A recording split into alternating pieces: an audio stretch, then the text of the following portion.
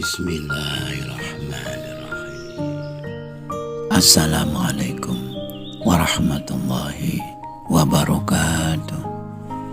Wahai anak-anakku, wahai murid-muridku yang senantiasa dirahmati oleh Allah Subhanahu wa Ta'ala, marilah kita lanjutkan pelajaran kita ngaji belajar urip. Kali ini kita membahas, perlukah berpoligami? Al-Quran Surat An-Nisa ayat 129 menyatakan, walang tastati'u an ta'dilu bainan nisa walau kharastum. Dan kamu sekali-kali tidak akan dapat berlaku adil di antara istri-istrimu, walaupun kau sangat ingin berbuat demikian. Ayat ini menjelaskan kepada kita bahwa poligami lebih banyak mudaratnya daripada manfaatnya. Itulah sebabnya kata adil dicantumkan. Adil adalah syarat utama disahkannya poligami. Bisakah kita berbuat adil? Bagi kita yang terlanjur ingin berpoligami, pasti akan menjawab bisa sebagai pembenaran hasrat kita atau nafsu kita. Sedangkan bila kita mau sedikit berpikir jernih, mungkinkah kita akan memperlakukan sama antara sepeda motor yang lama dengan yang baru? Bukankah baju yang baru lebih disayang-sayang daripada baju yang lama? Praktek poligami seringkali atau bahkan boleh dikatakan pasti merugikan pihak istri. Sebab hak-hak istri pasti akan semakin berkurang. Semakin banyak istri, semakin kecil hak masing-masing istri. Benarkah suami bertujuan membahagiakan istrinya, istri pertamanya, ketika ingin berpoligami? Seorang suami yang baik, yang penuh tanggung jawab, satu istri saja sudah merupakan tanggung jawab yang berat. Belum lagi bila si istri ditanya, benarkah dia ikhlas kalau seandainya dimadu? Hampir tidak mungkin mengatakan ikhlas. Lalu mengapa Rasulullah juga berpoligami? Untuk menjawabnya, kita harus betul-betul memahami sejarah sejak kapan poligami itu ada dan apa sebabnya. Kata poligami berasal dari bahasa Yunani. Polus artinya banyak dan gamos artinya perkawinan.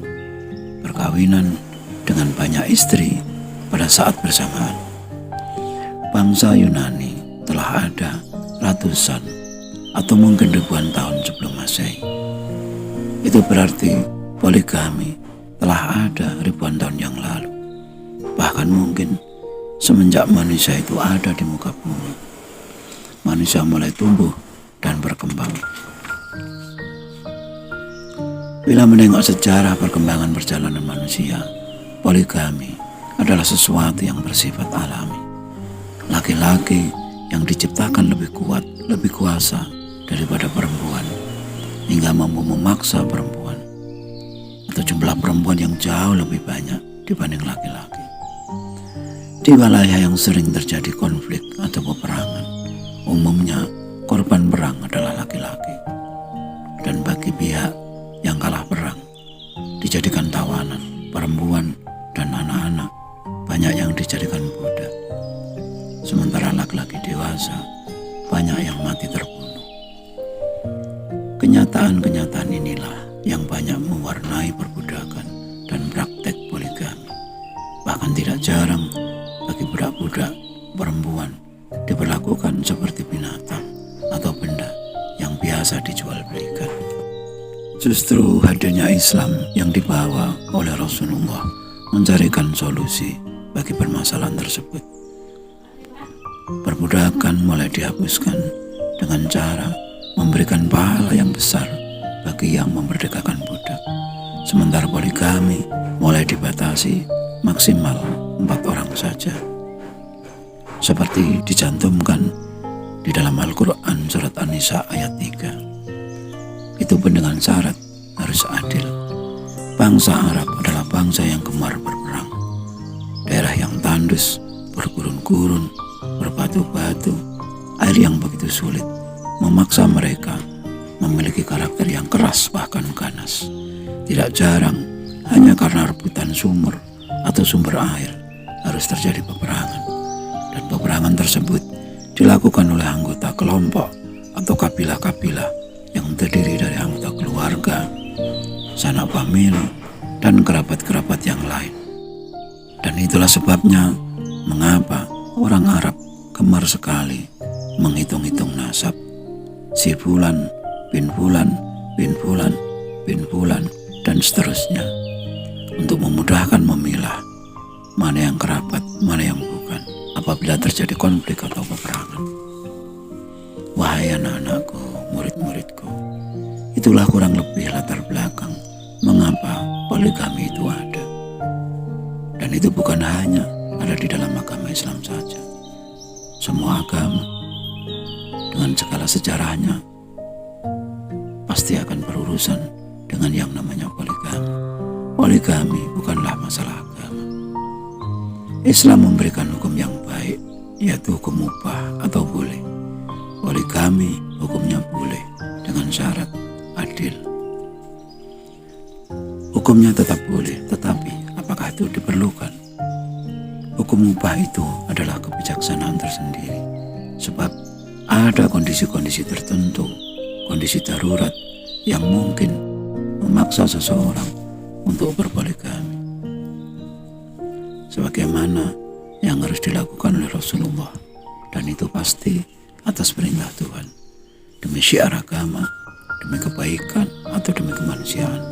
Sekali lagi, bagi kita tetap boleh untuk berpoligami.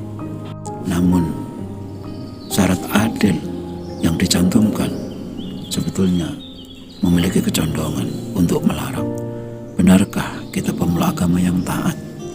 Benarkah kita seorang suami yang baik atau seorang sosok ayah yang baik? Bila iya, benarkah kita butuh berpoligami? Cobalah jujur pada diri sendiri ketika ada hasrat untuk berpoligami.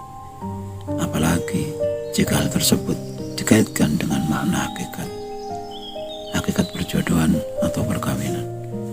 Disebut manusia karena terjadinya perkawinan atau perjodohan atau menyatunya jasmani dan rohani, jiwa dan raga. Itulah perkawinan yang sejati. Tanpa perkawinan tersebut, kehidupan tidak bisa dikatakan ada. Dan bukankah jiwa adalah satu-satunya pasangan bagi raganya? Sedangkan jiwa adalah utusan atau wakil Tuhan untuk menghidupkan raga. Jadi bagaimana mungkin Tuhan dimadu atau dipoligami? Sekali lagi, poligami boleh dilakukan bila itu adalah perintah Tuhan, dan itu dipastikan Tuhan tidak akan dimadu, tidak akan disekutukan. Sebab semata-mata atas perintah Tuhan, bukan justru untuk melupakan Tuhan. Cobalah kita lihat orang-orang terdekat, tetangga, atau bahkan mungkin sanak famili kita yang berpoligami. Adakah keadilan di antara para istri mereka? Besar manakah manfaat dengan mudaratnya? Bukankah kita sering mendengar penyesalan bagi mereka yang telah terlanjur berpoligami? Bukankah berpoligami itu pada umumnya pertimbangannya adalah nafsu belaka? Benarkah poligami yang dilakukan demi kebaikan, lalu kebaikan siapa? Sekali lagi, cobalah jujur pada diri sendiri. Apakah kebutuhan berpoligami itu begitu mendesak untuk segera dilakukan? Dan benarkah istri pertama kita ikhlas mengizinkan? Benarkah kita ingin menjadi sosok yang bijaksana? Lalu bijaksana bagi siapa? Semuanya berpulang kepada kedewasaan kita masing-masing. Sekian dulu jangan yang. Mohon maaf atas segala kekurangan dan semoga selalu bermanfaat. Marilah kita berdoa bersama. Ya Allah, mudahkanlah jalan pengabdian kami kepadamu Amin ya rabbal alamin. Wassalamualaikum warahmatullahi wabarakatuh.